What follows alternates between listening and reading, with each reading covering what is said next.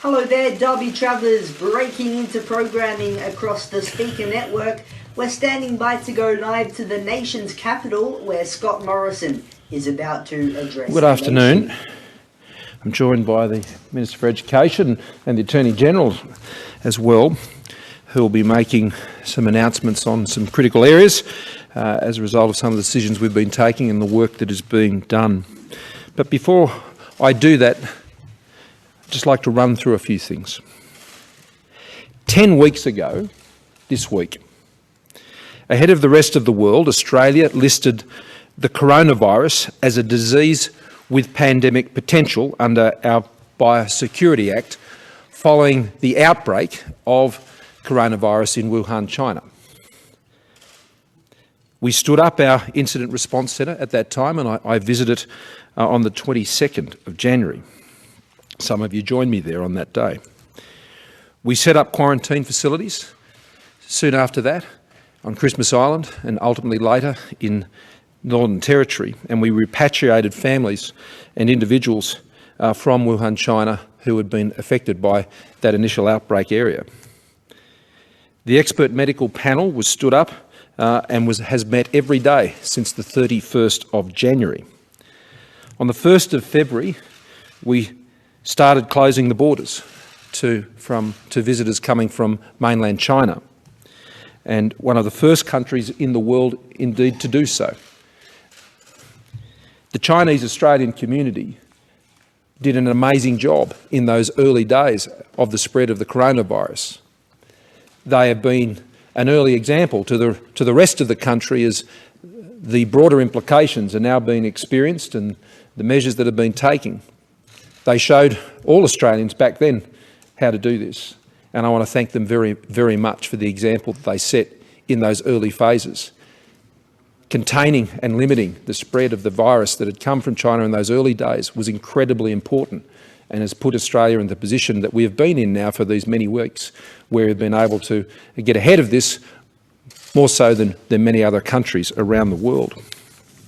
5 weeks ago, a fortnight before the World Health Organization, we called out the coronavirus as a pandemic, and we activated the emergency response plan on that basis.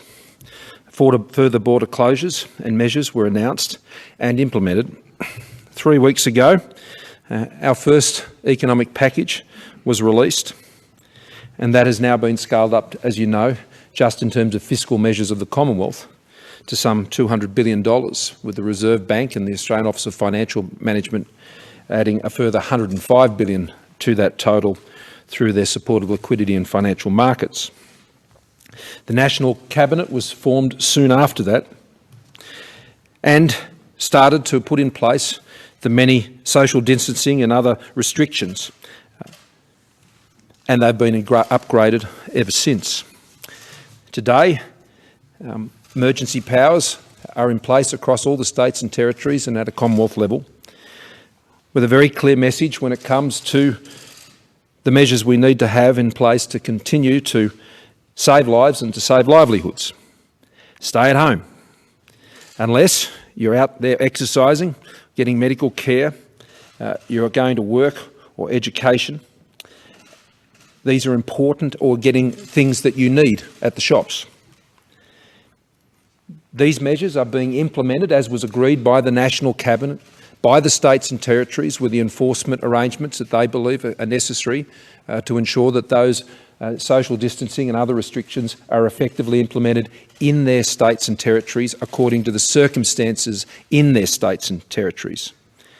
And as we know, over these last couple of weeks, and particularly in this last week, this is getting very, very real for Australians as they continue to adapt and change their daily lives to what it is going to be like for us for many months ahead. We are one of the few, if only, countries that have been talking about the coronavirus pandemic as being one that we are going to have to live with for at least the next 6 months. I've been very clear about that for a very simple reason. I really want Australians to understand that we need to be in this for that haul. It will be months. We need to make changes that we can live with and that we can implement day after day, week after week, month after month.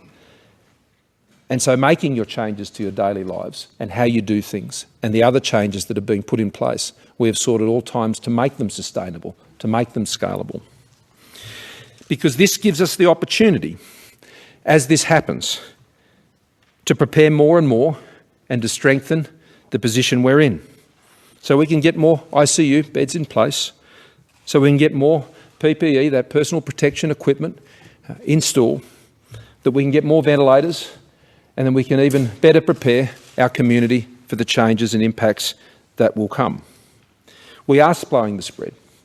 That is happening. And that is saving lives, and it is saving livelihoods. And again, I thank Australians for their support. The rate of growth, as we've seen, particularly over the course of this week, has fallen to, on a daily basis, single-digit numbers, and that's welcome, but it's still not enough. And in particular, we're watching those community transmission numbers very carefully, as are the states and territories most affected. Over these many weeks, there have been announcements on aged care, health systems, domestic violence support, emergency relief, private hospitals. Many responses, unprecedented responses. It's creating a new normal in Australia during this virus, a new baseline as we fight the virus and we fight the economic threats that it poses.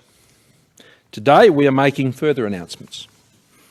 Childcare and early childhood education is critical, particularly for those Australians who rely on it so they can go to work every day, particularly those who are working in such critical areas. And as I said, critical areas aren't just the obvious ones. It's not just the doctors or the nurses who are at the hospitals, it's the cleaners at the hospitals as well. It's the people driving trucks to get food out to supermarkets and ensure the supplies continue to run. If you have a job in this economy, then that's an essential job, in my view, in terms of the running of the economy.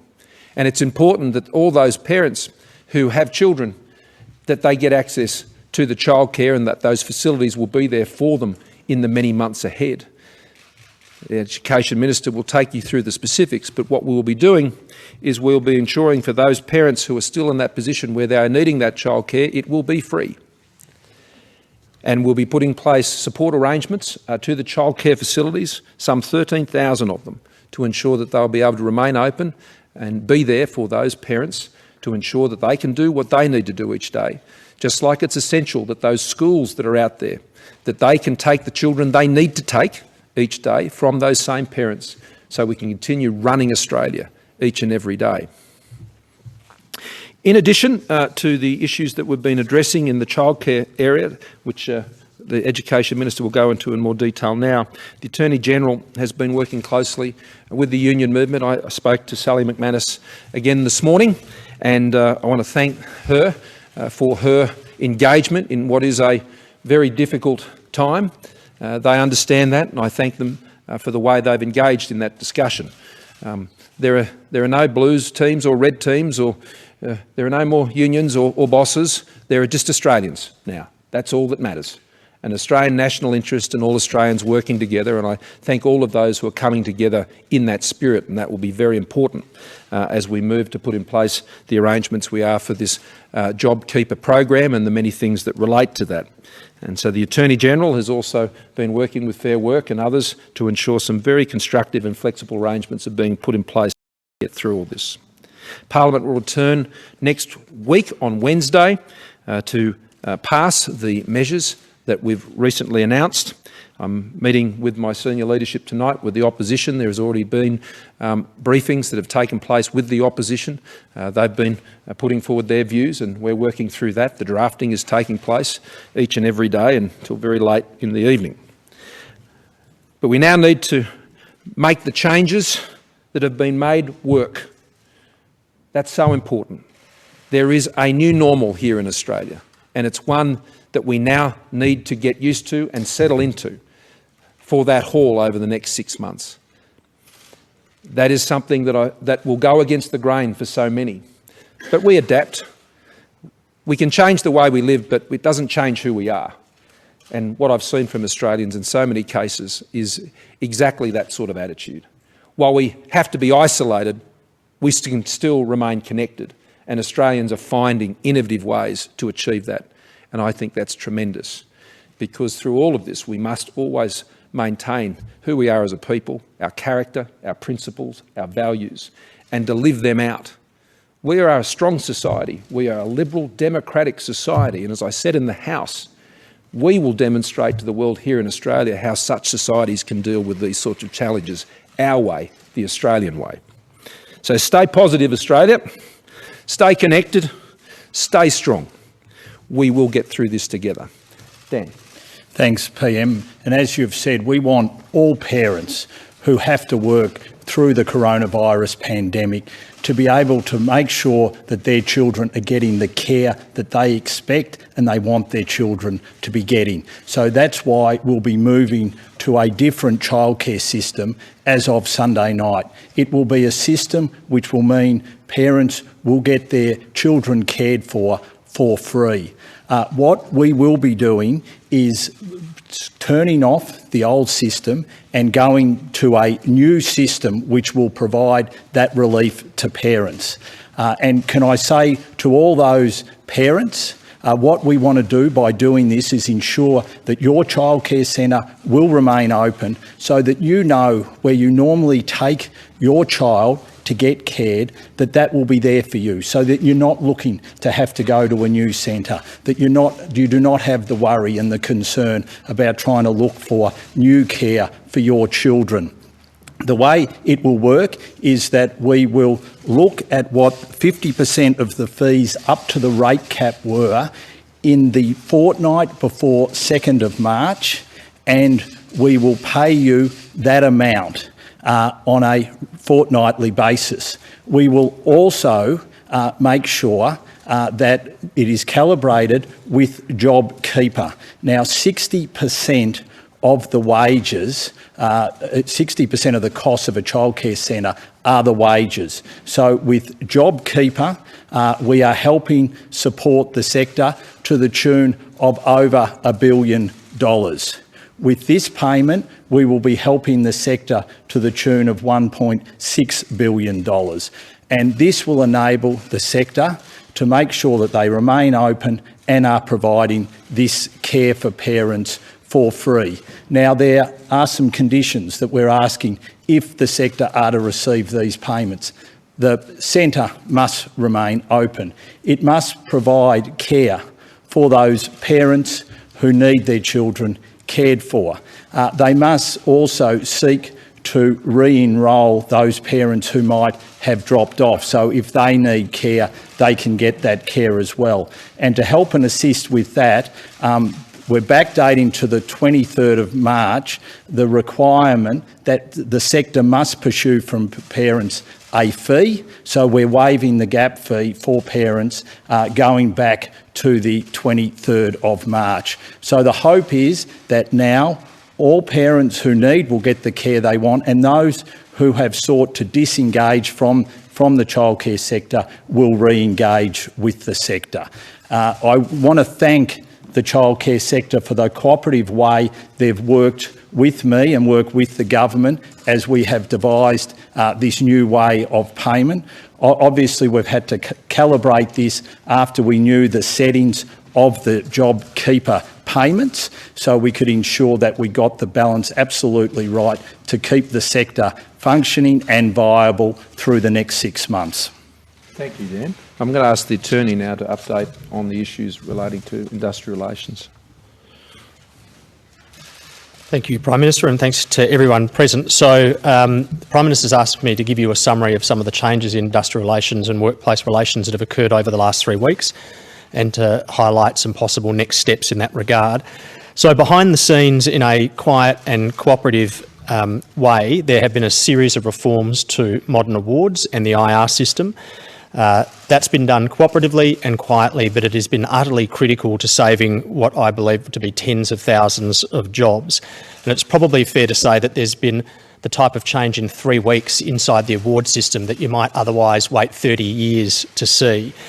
The reform has been temporary. It's meant to last for as long as this crisis lasts. It's critical, and ultimately it's been incredibly cooperative. So there are 121 modern awards. There have been very significant changes to 3. Restaurants, hospitality and what's known as the Clark's Award. Now, whilst that's only 3 of 121, they cover about 2 million workers. These have been applications by agreement between the employers and the unions in each of those sectors, and they've been approved in record time by the Fair Work Commission. And the changes to those 3 awards have meant things like this, that an individual worker who was performing one type of duty in one type of classification can go and move and perform another type of duty in another type of classification. They have facilitated working from home arrangements. So remarkably, some of the awards were so inflexible that it was actually unlawful to work from home, of which, of course, there is a great amount occurring in Australia at the moment. They've also allowed for, by agreement, things such as taking longer durations of annual leave at reduced rates. Those types of changes are absolutely critical. They would have saved tens of thousands of jobs. It's not a matter of the government claiming credit for those changes. We are here to thank the parties that have facilitated those changes. That is the ACTU, ACCI, the Australian Industry Group, individual employer associations like the AHA, individual unions like the SDA have changed the terms and conditions for 2 million workers to ensure that tens of thousands of jobs have been saved. And as I say, that's been done quietly and cooperatively, but represents a massive reform to our employment relations system. Some next steps that are to be undertaken, and I should congratulate the President of the Fair Work Commission, Ian Ross, for his remarkable work in facilitating those changes that I've just described. And using his own motion power in the Fair Work Commission, it's proposed that all 103 of the 121 modern awards will be changed to allow for 2 changes across 103 awards. The first is for 2 weeks of unpaid pandemic leave for all employees. And the second across those 103 awards is the allowing of the taking of double the duration of leave at half the pay. Now, you can see how those common sense changes would allow the flexibility in a number of businesses, which flexibility could well make the difference between survival of the business and preservation of the jobs, or the failure of the business and the loss of the jobs. So these are incredibly important changes. They would have saved tens of thousands of jobs, and I might also add they have been critical to ensuring and protecting the supply lines of the goods and services that Australians rely on. I'm now deep in drafting with the Treasurer and Treasury to ensure that our $1,500 JobKeeper payment is going to be facilitated in the simplest way legislatively, and that is quite a task, but that is also a task that's going to involve changes to a number of acts. So thank you, Prime Minister, for that. Thank you, Christian. And now we're going to go to questions. Another figure I should have been relaying to you is Australia has now reached a testing rate of more than 1,000 tests per 100,000 population. That's 1% of the population. We're the first country, to the best of our knowledge, that has been able to exceed that mark. Our testing resources, and I'd ask both of you guys to join me, the testing resources that we are putting in place have been absolutely fundamental to our tracing and other measures that we're taking at a state level to ensure that we can contain the growth and spread of the virus. Those testing figures are the result of some incredible work that is being done by the health ministers, the securing of the testing materials themselves and their application right across the country. It has been an extraordinary, mammoth testing effort, and that has put Australia on top when it comes to ensuring we have the best information on tracking this virus. Happy to go to questions. We'll go here and I'll try and make sure everyone gets a go. Yep. Prime Minister, why has it taken so long for relief for this particular sector? Hundreds of centres have already closed. Parents keeping kids at home have still been paying fees to keep their place. And also the centre Good Start won't qualify for that JobKeeper payment because it's has a turnover of over $1 billion. Will an exemption be made for that major centre, given it employs over 3,000 casual educators? I'll let the Minister speak to the issues around Good Start and those other measures. But this week we announced a $130 billion package to support JobKeeper all around the country. We, in just the last few weeks, have put $200 billion worth of support into the Australian economy for the next 6 months. We have mobilised a testing regime better than any in the world.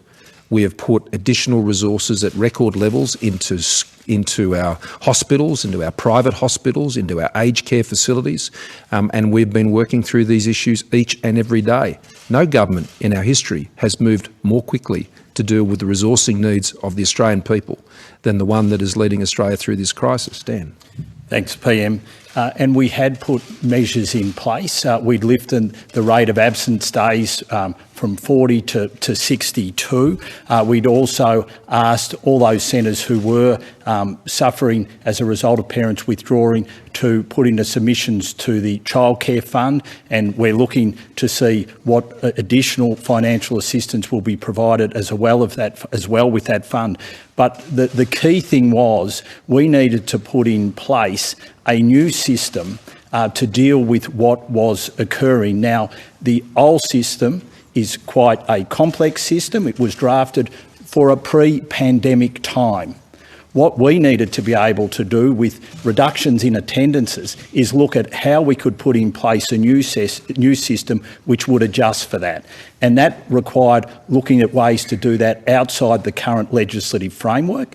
And this is an incredibly complex piece of work to be able to do. And can I just say to all the officials in the education system who have worked tirelessly on this for the last week, for the sector who have liaised with the government on this, thank you for your support, because they have fully understood the complexity of what we have done in turning a system upside down and putting in place a new arrangement, which we're able to announce today, and our hope is that payments will flow before Christmas.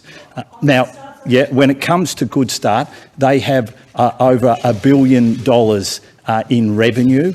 They make a profit of $100 million roughly annually. Now, I continue to liaise with Good Start. We have to see they are just over the $1 billion revenue mark, so we continue to discuss with them. Obviously, they will benefit from what we have announced today, which puts a baseline into their funding. Now, we will continue discussions with them, and I was on the phone to them this morning, and I have said that I will continue to discuss with them, because there is some sort of debate or discussion as to whether that $1 billion revenue mark, for how long that will hold for, and what then adjustments could be made. No, I'm not saying that exemptions will be made. I'm saying we will continue to liaise and discuss these issues through with them, but they would not have been aware, even when I was discussing with them this morning, about what we have announced this morning. Under the JobKeeper package also, the Tax Commissioner, JobKeeper applies to not-for-profits as well as profit-making companies, and the Australian Tax Office Commissioner will have an authorised discretion to deal with unique cases. So that just doesn't apply in any one sector, it applies across the board. Michelle. A point of clarification to the Minister. Will these centres be open to all who were using them before, or the Prime Minister emphasised the importance for essential workers of varying sorts, but what about people who are not working or who are working from home? Is it open slather to them all? So what we're going to ask the centres is to prioritise, and they should prioritise obviously those who need their children cared for because they are working and working where they can't care for their children safely at home, for them then to prioritise as well vulnerable children who need that continuity of care as well, and then to re-engage with those parents who have taken their children out of care to see whether they can be accommodated as necessary as well. But there is a clear priority list that we want centres to take into account, and the most important of those are those essential workers and the vulnerable children. So, Michelle, in this new normal that we're living in, it's no longer about entitlement, it's about need. And we're calling on all Australians to think about what they need and to think about the needs of their fellow Australians who may have a greater need when it comes to calling on the many things that are being provided. And I'll go to Greg and over the back, and then I'll come over this way, don't worry. Prime Minister, you talk about a 6-month or more, shutdown, effectively. That's not the phrase I've used, and that's not the phrase that I've counselled people to use. Okay. Well, you've mentioned this is something we'll be dealing with for 6 months. Would you be able to provide a threshold as to when the shutdowns can start winding back to avoid a second stage pandemic? Is it something like that there's no known cases or no new cases? And more importantly, will there be a ban on, will the borders be closed until there is a vaccine? Well, the important questions, but again, what the National Cabinet has done, and the National Cabinet is meeting again tomorrow, and they'll also be considering issues around childcare regulation and things of that nature. They have imposed a range of restrictions on people.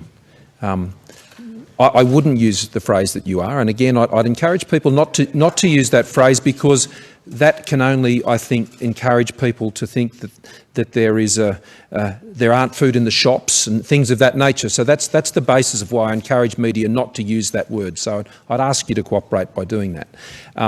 The thresholds about when you can ease restrictions, whether they be the social restrictions, the closures that have been put in place, or indeed the travel arrangements, these are not things that are known at this point and can't be known at this point. And that's what the government, working together with all the state and territory governments, our medical advisors and others, are constantly looking at. But this is why I've been fairly upfront with Australians to say, you're looking at least 6 months for this. And that's why we have to adapt.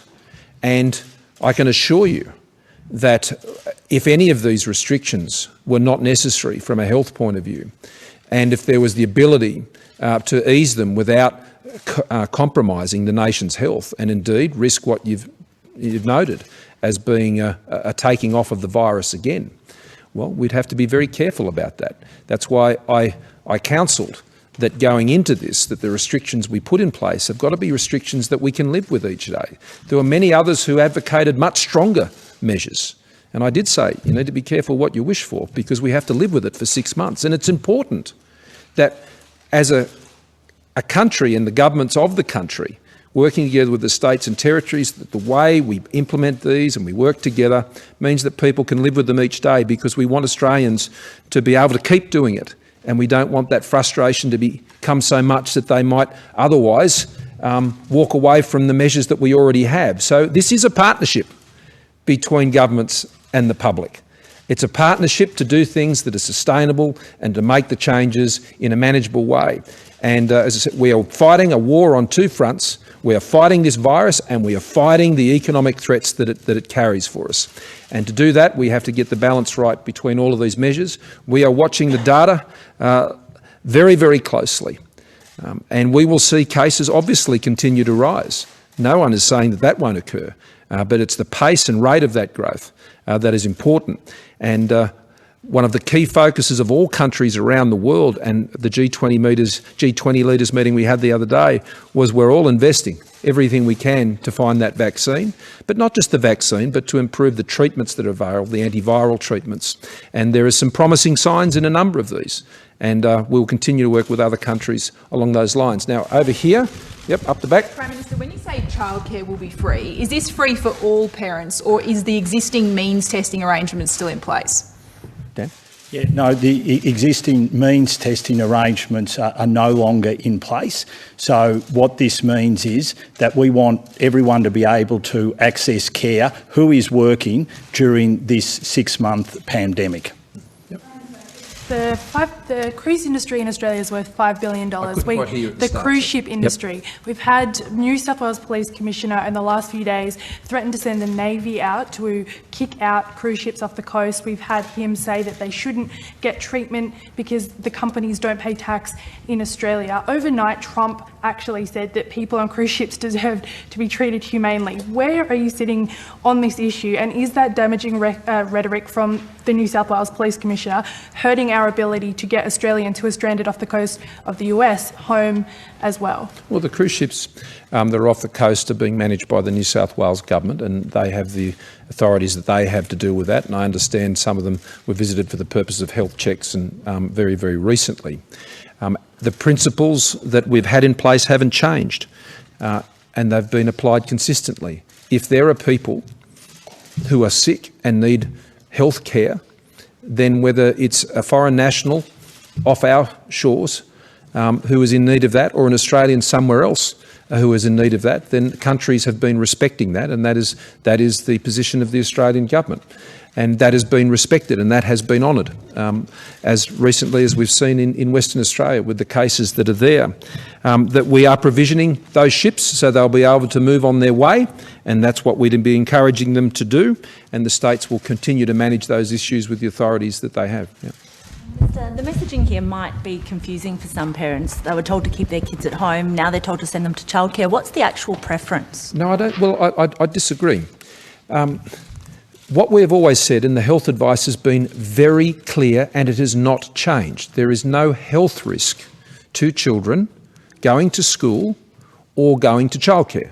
So that hasn't changed. Absolutely no change. That has been the clear and consistent advice that the government has received and that I have relayed on these issues, as has the premiers. They've all said that. The health advice is clear. Children can go to childcare and children can go to school.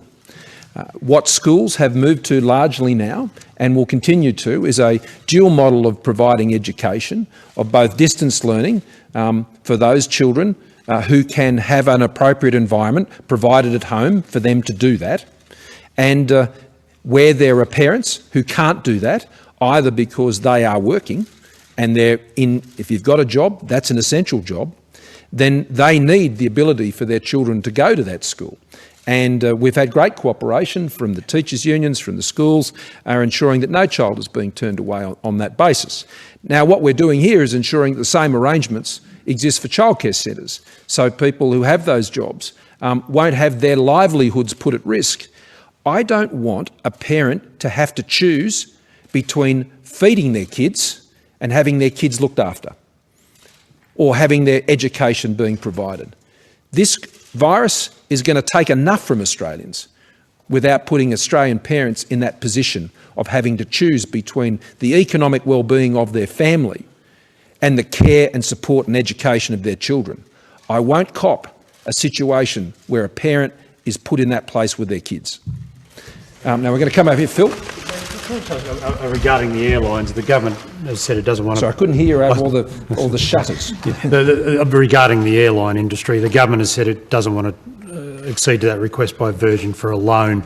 It doesn't want to seem to be bailing out a specific business. Is that a principle that will be applied across the business sector as this crisis unfolds, that distressed businesses need systemic sector-wide support programs rather than individual bailouts? Is that... Well, Phil, you know I haven't made any comment on this matter.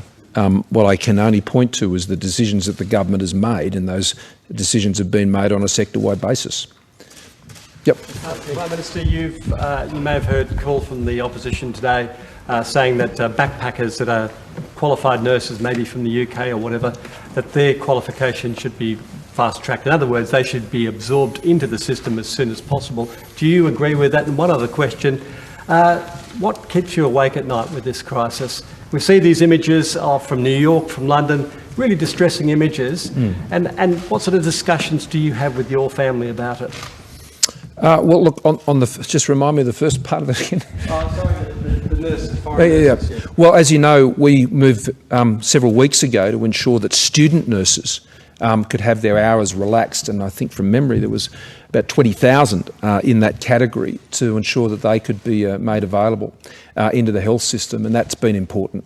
And equally, there are backpackers who have a whole range of skills both in the health sector, but in other critical sectors, and I know in the ag sector, with the great, I suppose, irony of what we're seeing at the moment is those parts of our community have been suffering for so long with drought in particular. They've now seen some rain and they're looking to get a crop in, and there's a bit of work going on out there, and they need people.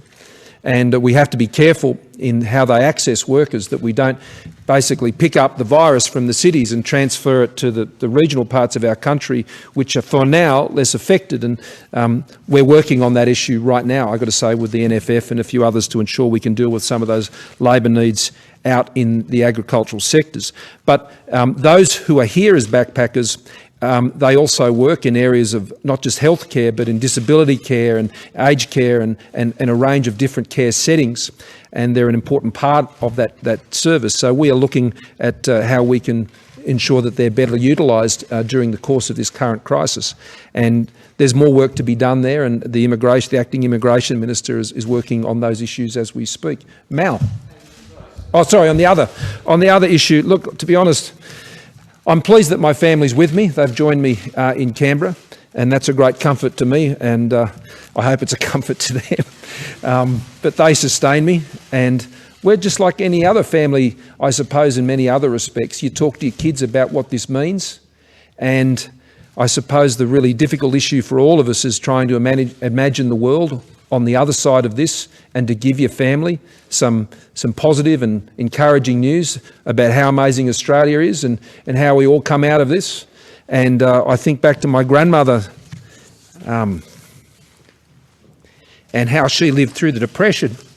And I remember as a kid being told stories by my grandmother about what they used to do as a family to get through. And we're doing the same thing in our house. We're keeping each other entertained. As I said the other day, they're doing lots of jigsaw puzzles. Jigsaw sales are soaring, I understand. But, you know, you've just got to keep your family positive and stay connected and together. For us, our faith is very important to us, and that helps us get through each day. But every family's different. Stay together, Australia. Yep, Mal. Ian, will Parliament have a role between now and October, apart from the bipartisan endorsement of the legislation that you're proposing? Well, I hope it's... the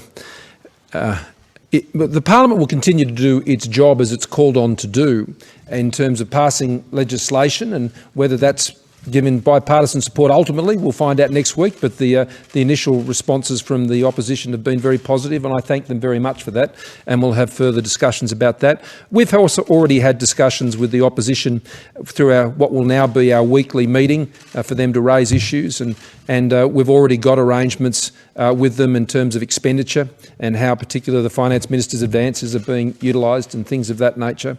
The difficulty in calling the Parliament together is a practical one, frankly, predominantly. We've got people coming to Canberra and moving to other parts of the country. As we need to call the Parliament together, we will, and it'll continue to do its job. But equally, our parliamentarians, while they may not be meeting here, I know they're working incredibly hard in their communities. Their phones are running hot every day, connecting people up in their communities to care and support and the many programs. Frankly, they've got a bigger job to do out there in their communities at the moment than they would have here, because their community needs them in their community, because they're local leaders who can help lead their communities through what will be the very difficult months ahead. Yeah. Andrew. A question for the Minister. Just on a few of the mechanics of the childcare, the free childcare. Will the system revert back to, I guess, the current system at the end of the pandemic crisis? If a family wants to increase the number of days it accesses childcare, will that be covered free as well? I'm thinking like if a nurse who's working part-time but has to go back to full-time. And does it apply to everyone who has got a child in the system as of, like, I guess, a couple of weeks ago, or is it only those essential workers? So the way it'll work is we're going to have it for 6 months, so there'll be a 1 month review. There's for initial 12 weeks up until June 30 with a second 12 weeks. And then obviously there'll be an assessment made of the situation, where we're at in terms of flattening the curve with the pandemic, what the requirements are, and then we can look to see whether we would then obviously look to evolve back to the existing system. So that's the arrangement that we've currently got, but we will continue to assess and review as we go on.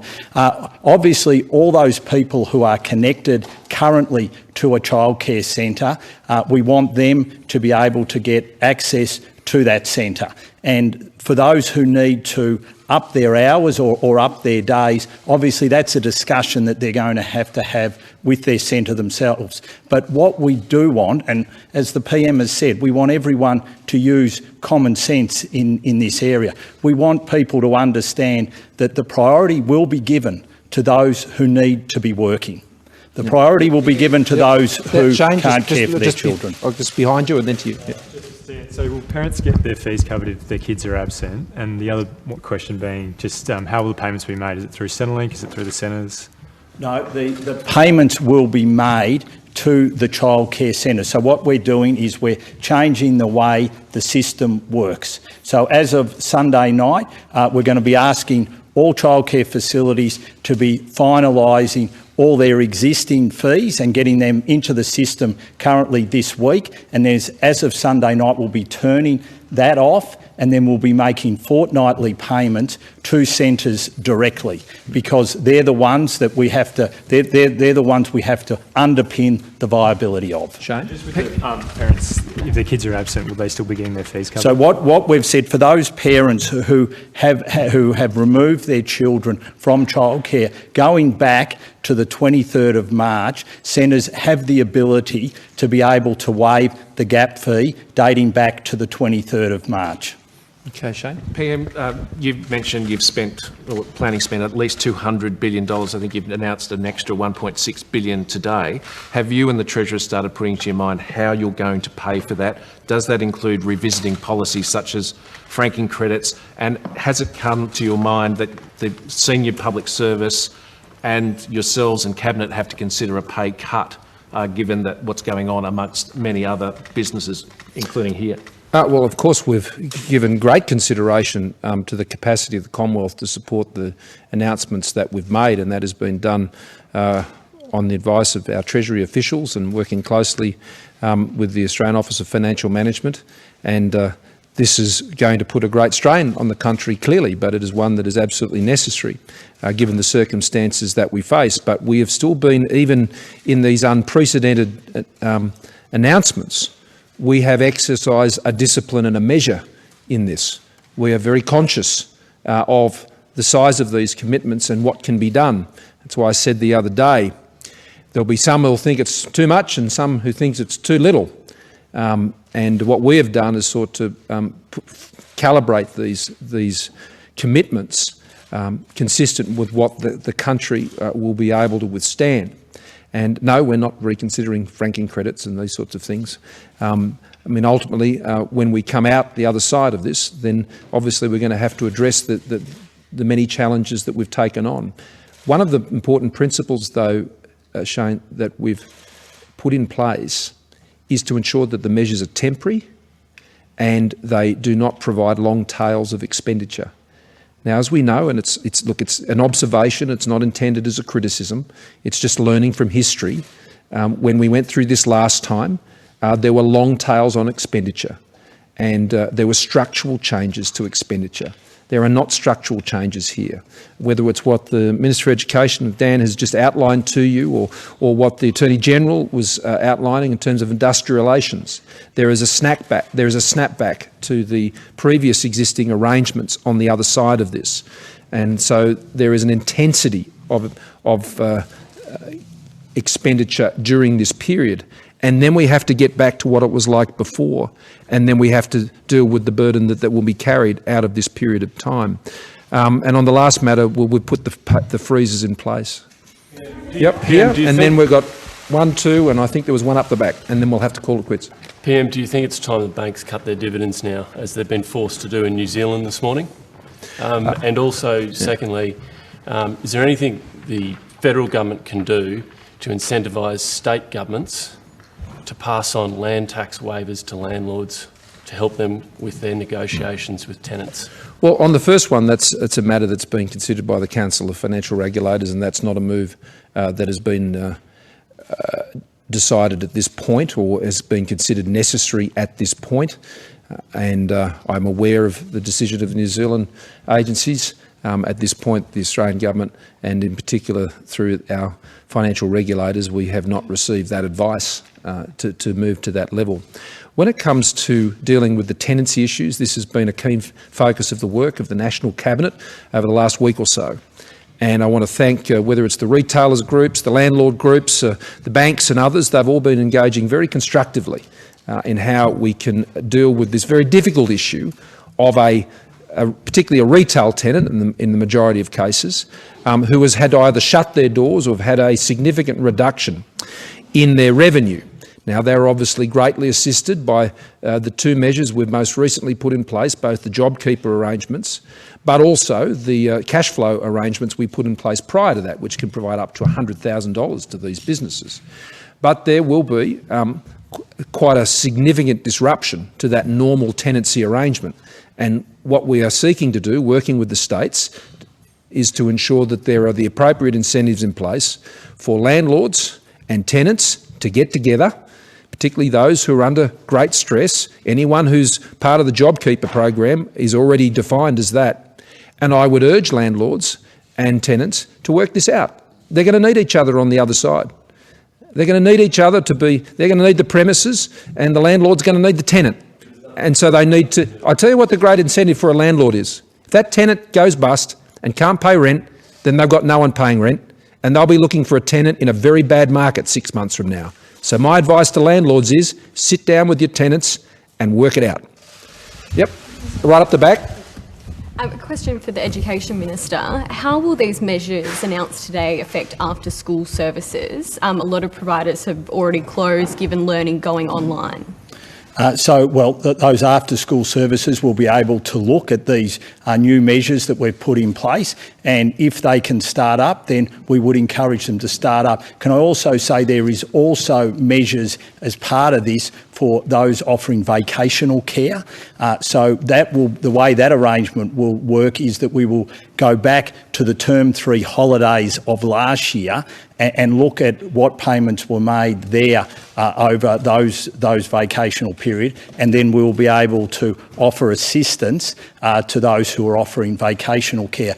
And can I just say one other thing, and it goes to what the PM was talking about, what he's talking about with his families. There are a lot of parents out there at the moment, especially those that have Year 12 students who are contemplating what their VCE is going to look like this year, and what that will mean for pathways into work, into vocational education, into university next year. All the education ministers have this as the top of their next priority list. We wanted to deal with childcare. We want to deal with childcare regulation, which the states and territories have been very cooperative on. Our next thing is to look at what it means for VCE students. And can I say to all those VCE students out there and their parents, this is the next on our list of priorities. Obviously, there are numerous issues that families are facing, but this is one I'm getting a lot of feedback which is of concern, and we will be addressing this in the coming weeks. I understand that you say there is no health risk in sending kids to school, but there is some conflicting advice from the states. Gladys Berejiklian said for practical purposes, keep your kids at home. So in that case, who should parents listen to? Should they send their kids to school? Gladys Berejiklian in the same press conference said that that the health advice said it was safe for children to go to school.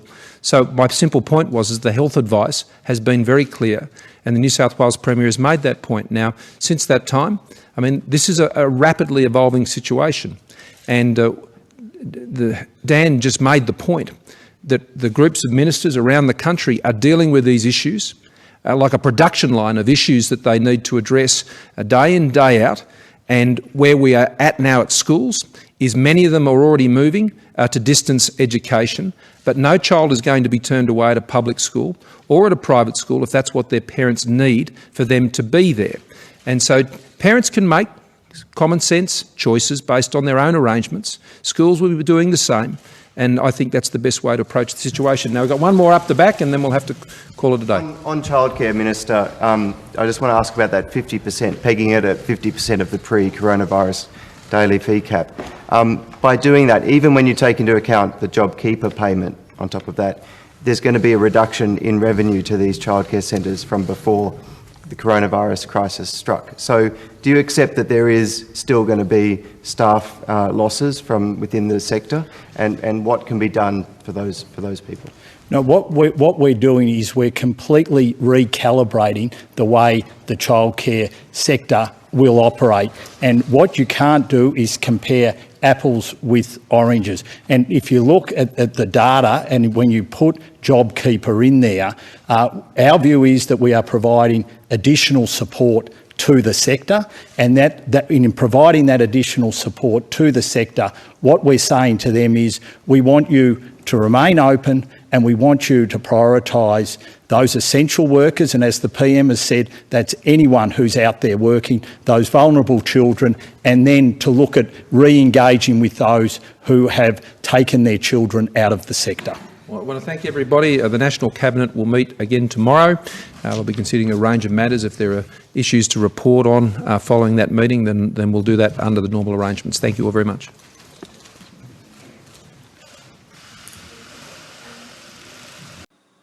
Hello there, Derby travellers, breaking into programming across the Speaker Network. We're standing by to go live to the nation's capital, where Scott Morrison is about to address the nation. Well, that was the PM Scott Morrison there with an update on the ongoing coronavirus crisis. Okay, that's the latest from our newsroom. Thanks very much for your company. We'll have updates a bit later on. Until then, have a good day.